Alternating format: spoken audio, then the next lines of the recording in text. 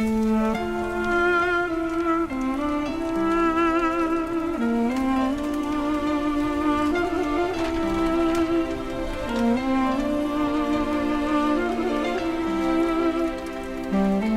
عليكم، كل سنة وانتم طيبين. عاملين ايه؟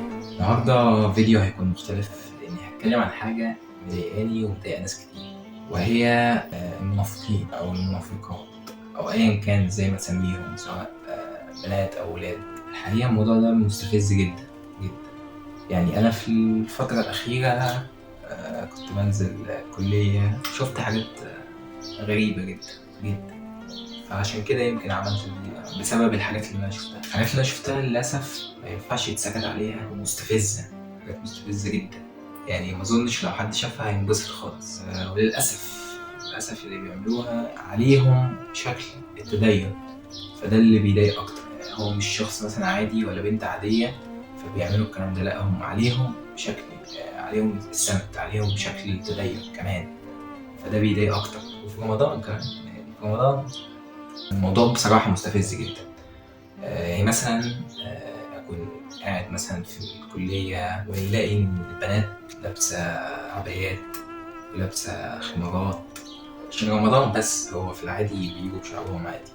قبل رمضان بيجوا بشعرهم ولبس لا حول ولا قوة إلا بالله. بعد رمضان بيجوا بحجاب، بيجوا بعباية. طب ده عشان رمضان بس. طيب ليه؟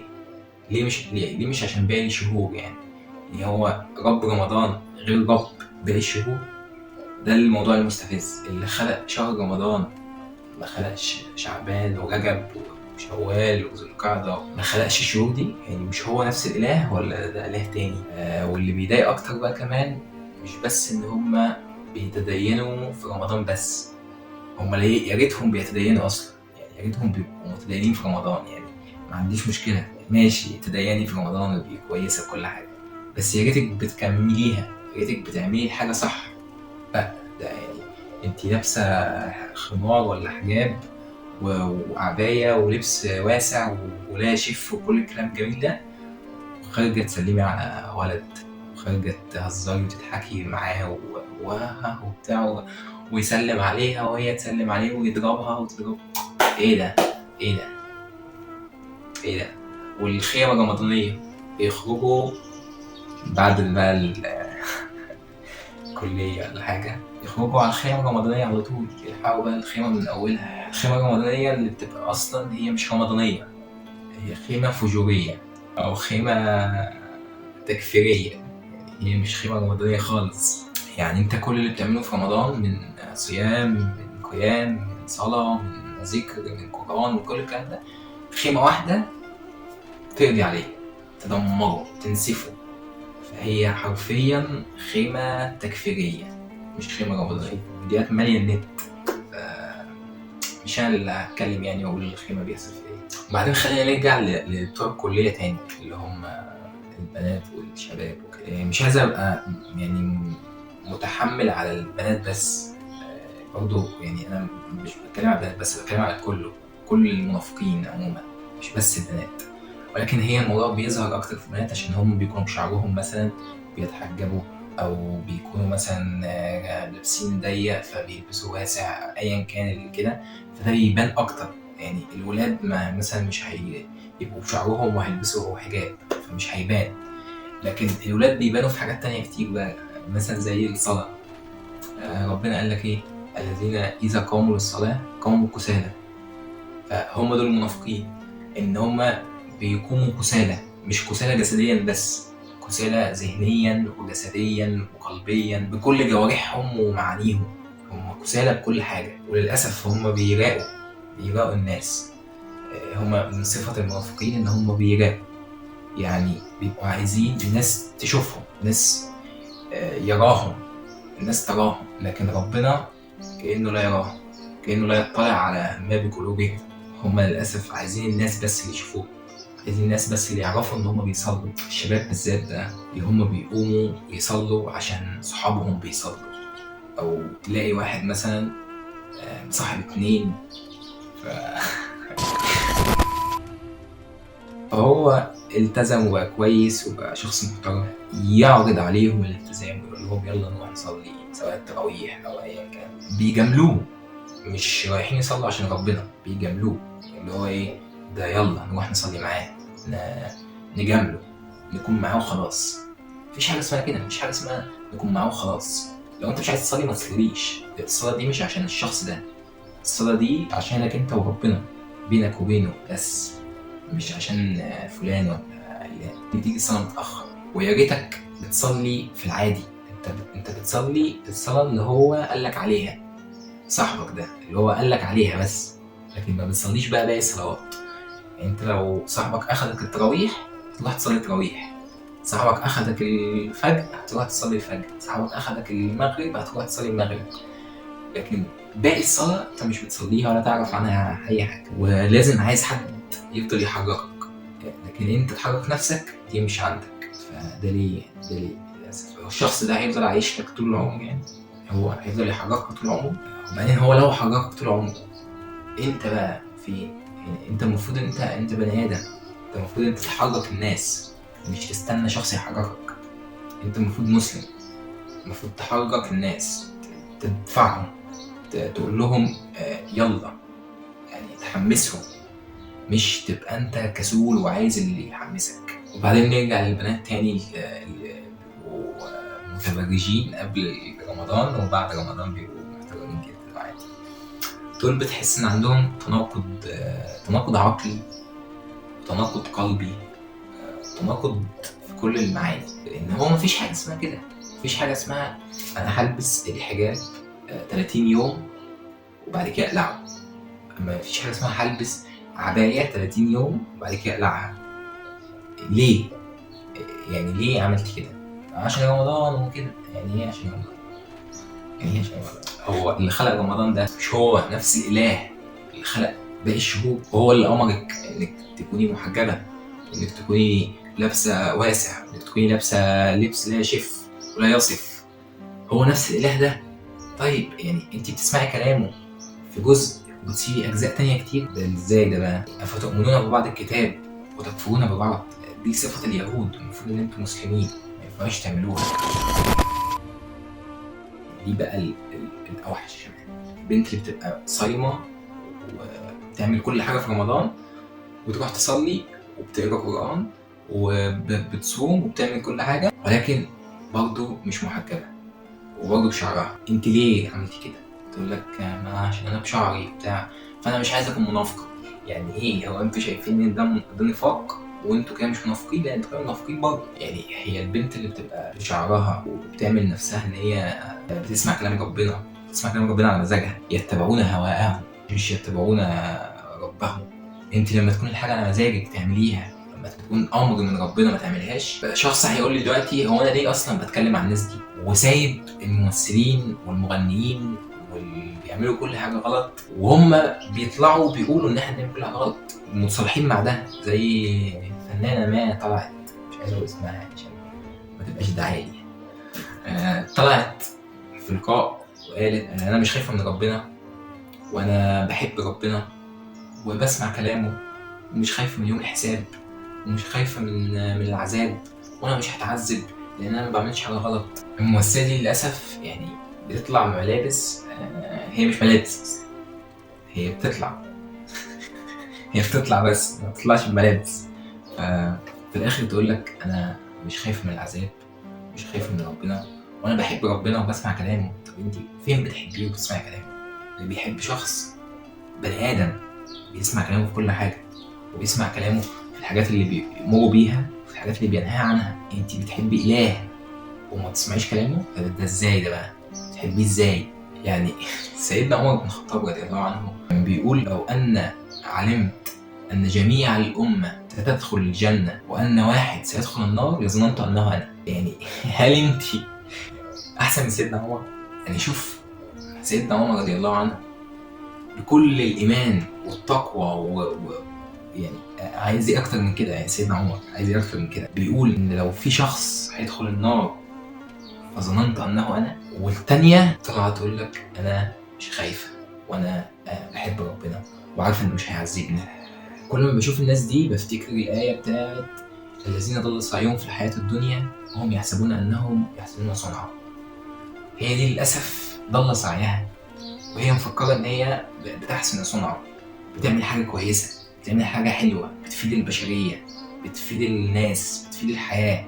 هي ما بتعملش اي حاجه من الحاجات دي، هي بالعكس هي بتضر البشريه وبتضر الناس وبتضر الحياه وبتضر البيئه كمان. ف وفي الاخر تقول لك انا مش خايفه. يعني مش انت اللي هتخافي، مين اللي هيخاف بجد؟ مين اللي هيخاف؟ انا ليه بتكلم عن الناس اللي هم منافقين اللي هم في حياتنا العاديه دول، وسايب الفنانين والمغنيين اللي بيعملوا قذاره ومش بتكلم عنهم؟ اولا المسلمين دول للاسف بيشوهوا سمعه الدين، بيشوهوا سمعه الاسلام، لان لما شخص مسلم يشوفهم بيعملوا كده وهو مش قريب من ربنا وهو مش مسلم بجد، مسلم اسما وخلاص في البطاقه وخلاص، للاسف هيقتنع ان هم الصح وهيمشي وراهم ويتبعهم. يعني الازيد ان هو يكون اكتر منهم كمان وناس تانية تتبعه. فده ليه بقى؟ عشان بس فئة اللي هم المنافقين عملوا كذا كذا كذا، زائد ان هو كمان هيشوفهم ويقول طب ما هم عايشين كويسين اهو، يعني هم عايشين حياتهم تمام، يمكن هو ده الدين، يمكن هو احنا بس مجرد هنصوم وهنصلي، ويمكن كمان فيهم مش بيصلوا وخلاص، هو ده الدين بقى كده وخلاص، احنا هنعمل ايه تاني؟ يعني احنا بنصلي، اي نعم بنجمع الصلاة على بعضها، اي نعم بنقوم للصلاة واحنا كسلانين، اي نعم مش بنصلي في الوقت الصح، مش بنصلي الصلاة في مواعيدها، اي نعم الصوم بنصوم بجوارحنا بس وبمعدتنا بس، وطبعا لساننا ده مش صايم اكيد يعني. فهو بيفكر ان ده الدين، لكن ده مش الدين، ده مش الاسلام خالص خالص. انت مش بتصوم بمعدتك، ولا بتصلي كل الصلاه مع بعضها، ولا بتصلي عشان تجامل ربنا. ربنا مش بيجامل، انت مش بتصلي الصلاه دي عشان تبقى زودت حاجه عند ربنا. ربنا غني عن العالمين، ولا فارق معاه صلاتك ولا صلاتي ولا صلاه اي حد في الدنيا، ولا صوم اي حد في الدنيا، ولا زكاه اي حد في الدنيا. فانت اللي محتاج له، انت اللي محتاج الصلاه دي. الصلاة دي هي اللي هتدخلك الجنة، ممكن تخرجك منها. فيعني هي الصلاة مش بس هي حركات والله أكبر وخلاص، هي مش دي الصلاة تمام. ولا الصوم اللي هو أنا هصوم من الفجر للمغرب ومش هاكل ومش هشرب، ده مش الصوم برضه. فاللي فاهم إن ده الدين ده للأسف لا إما جاهل لا إما منافق، مفيش حل تاني، مفيش حاجة تانية. فيا إما جاهل المفروض يروح يتعلم ويفهم الدين، لا إما منافق هو اتعلم بس هو مش جاي معاه الحاجات دي. طيب في فئة تانية عايز اتكلم عنها، ودول بيغزوني اكتر بكتير، وهم اتباع الهوى واصحاب الترند، اللي هم ماشيين مع العايبة، اللي هو احنا النهارده رمضان، كل البنات اللي في الكلية واللي في الحياة هتنزل محجبات وهتنزل بعبايات سود اللي هم بيتريقوا عليها بره رمضان. قشطة، احنا معاكم. دول اصحاب هواه، لقوا ان الترند او الموضه ماشيه في الجو ده، قشطه احنا معاكم. لقوا ان الموضه ماشيه في البيكيني، معاكم. لقوا ان الموضه ماشيه في السبعيناتي، معاكم. للاسف دول يعني انا بحزن عليهم، مش بحزن عليهم بس عشان الاخره ان هم يتعذبوا كل الكلام ده، بحزن عليهم في الدنيا لان هم يعني مذبذبين، او ملهمش شخصيه، ما عندهمش شخصيه. يعني يا سيدي ابقى كافر بس عندك شخصيه، لكن انت كده يعني كافر وما عندكش شخصيه، يعني حاجه وحشه قوي. البنات دول بقى بييجوا يشوفوا اللبس بتاعهم بتاع العبايات والحجاب بعد رمضان، بيلاقوا ان الناس دي كلها قلعت فاحنا بنقلع معاهم، بيلاقوا ان الناس دي كلها اللي كانت بشعرها قلعت الحجاب تاني بعد رمضان عشان تبقى بشعرها، لان هي مولوده بشعرها، معلش هي مولوده كده بشعرها، فلازم تبقى بشعرها لحد ما تموت عشان هي اتولدت بشعرها. البنات دول اللي بينساقوا بيسمعوا الكلام وبيمشوا ورا هواهم، بيمشوا ورا اتباعهم. فليه الموضه هي اللي بتحرككم؟ ليه الموضه هي اللي بتتحكم فيكم؟ ليه الترند هو اللي بيتحكم فيكم؟ الشباب اللي بيلبسوا كاتنج، ليه يالا؟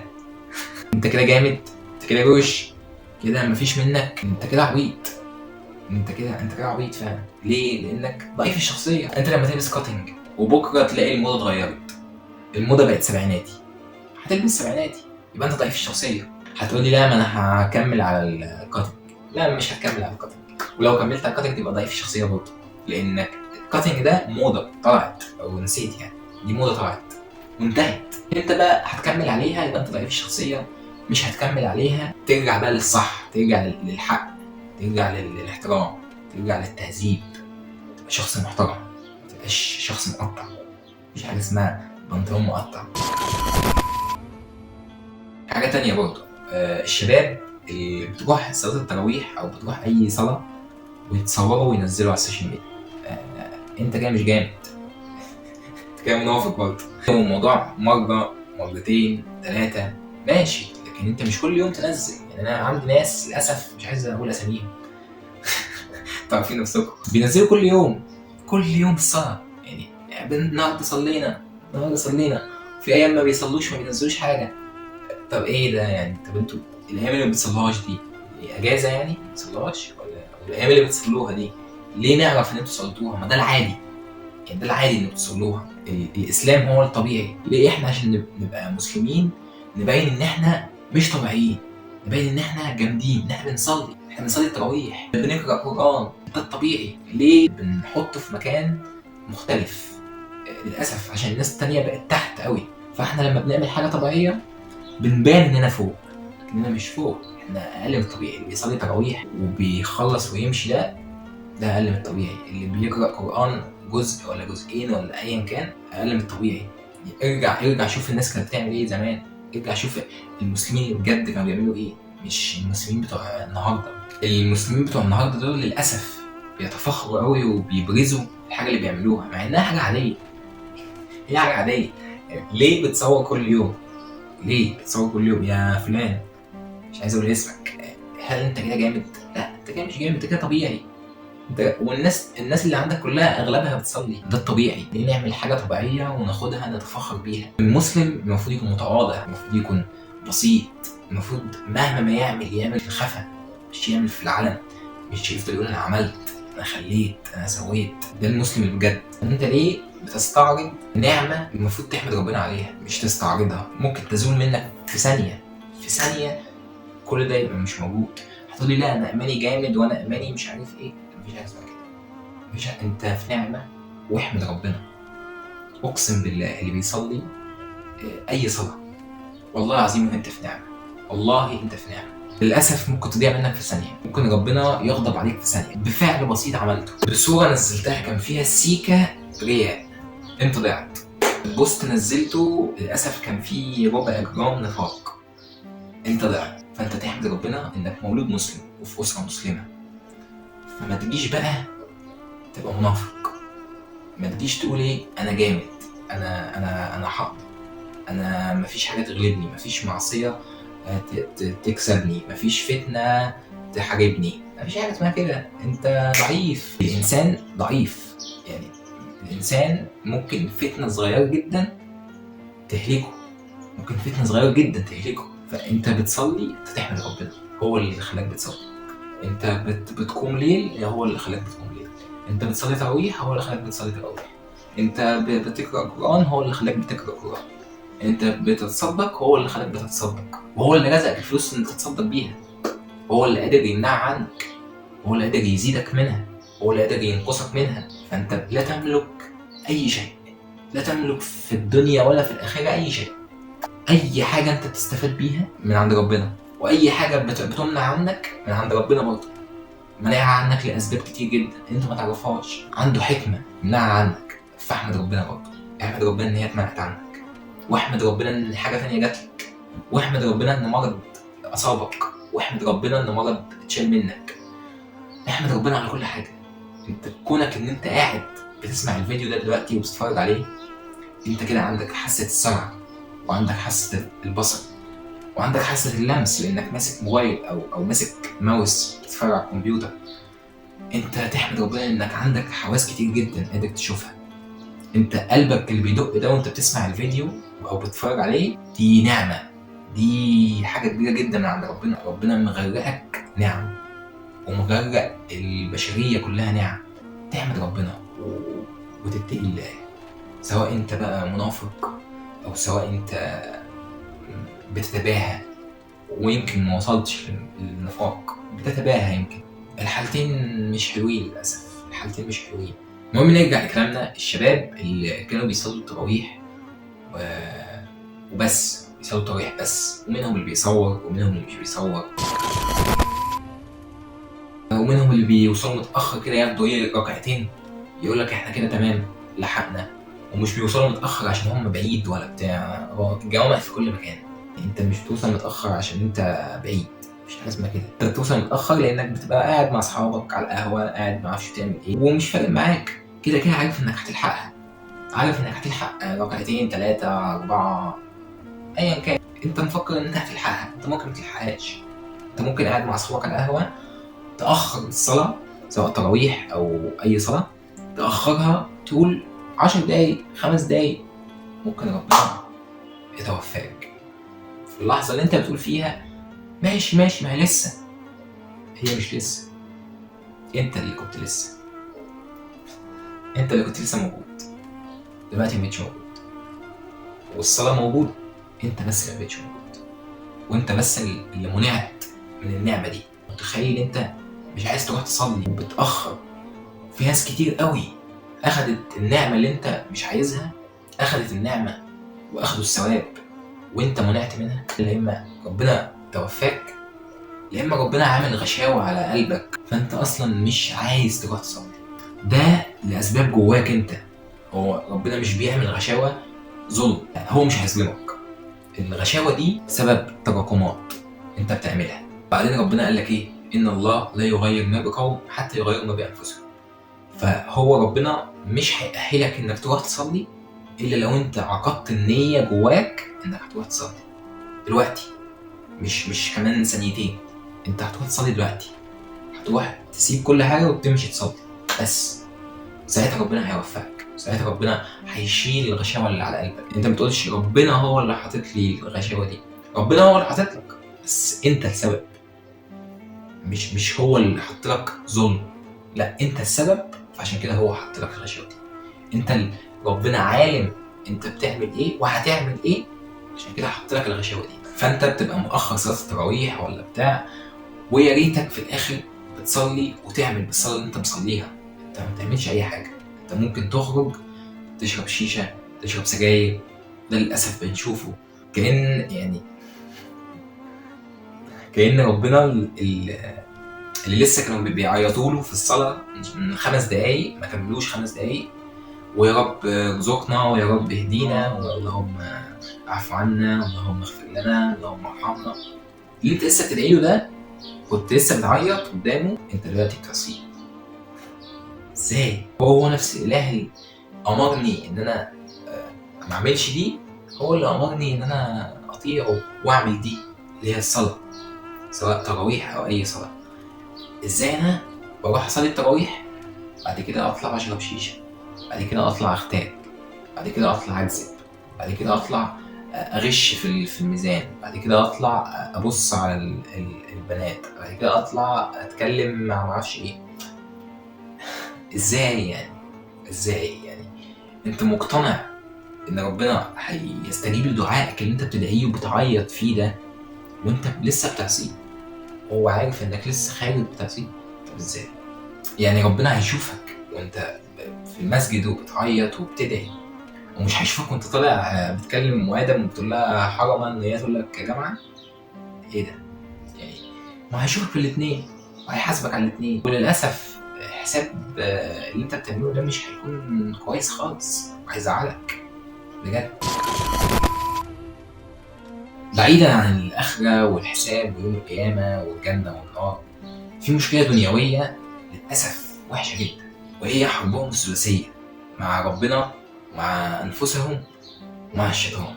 وهو ده اكتر عدو مبين. للاسف بيدخلوا حرب ثلاثيه وحشه جدا. يعني انت للاسف مش متزن.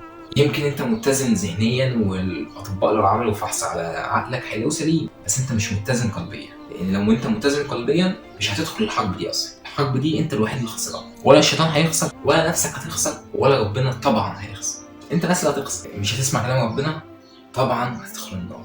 هتسمع كلام نفسك، والنفس دايما اماره بالسوء، فهتأمرك بالسوء وهتسمع كلامها وهتتعذب وتدخل النار برضه.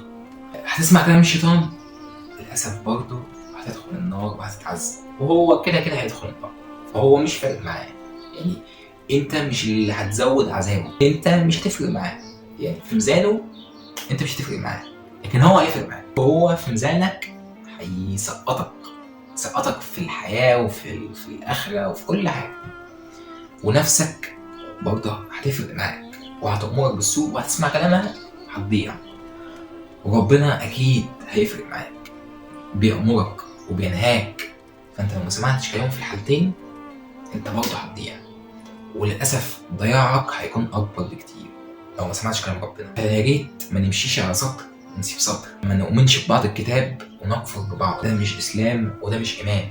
الايمان بالباكج كامل، الايمان بالكتاب كامل.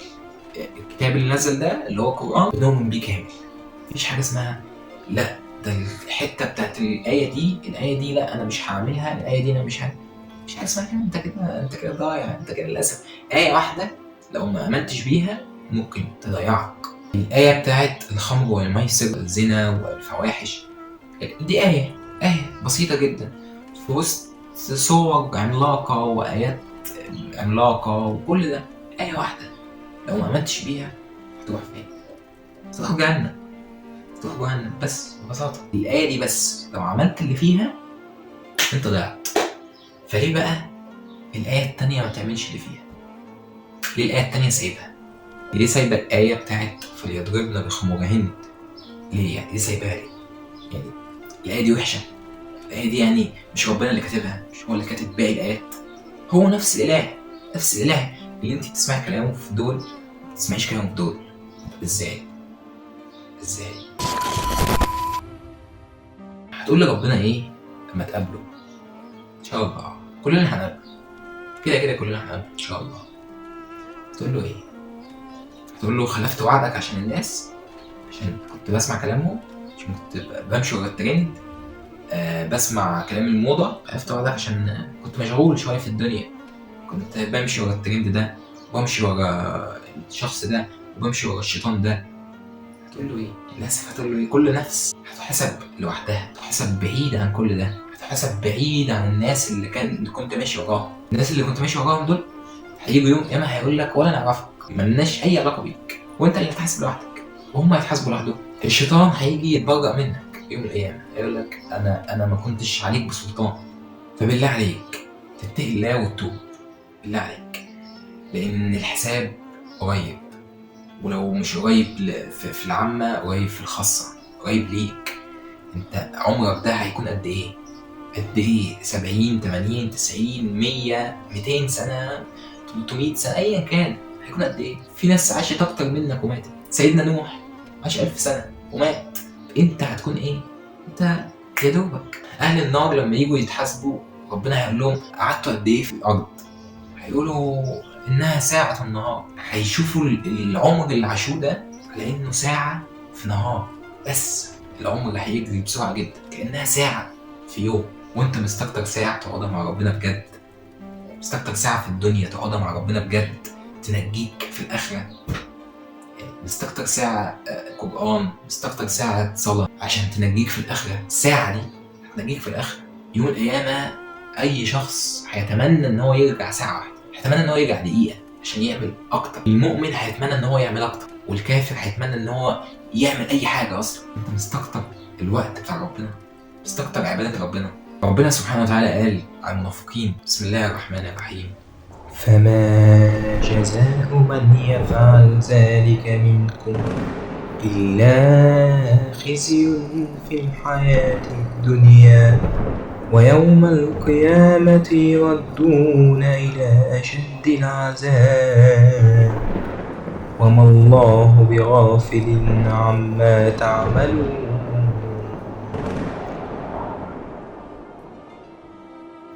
الخلاصة يا صديقي، بالله عليك اوعى يغرك ان انت شايفهم فرحانين، انت شايفهم حياتهم مبسوطين بيها. اللي شايف الممثلين والمغنيين عادي وحياتهم تمام وزي الفل. البنات اللي مش فارقة معاهم منافقين، والولاد المنافقين، والولاد اللي بيصلوش، والولاد اللي بيصلوا كسالى.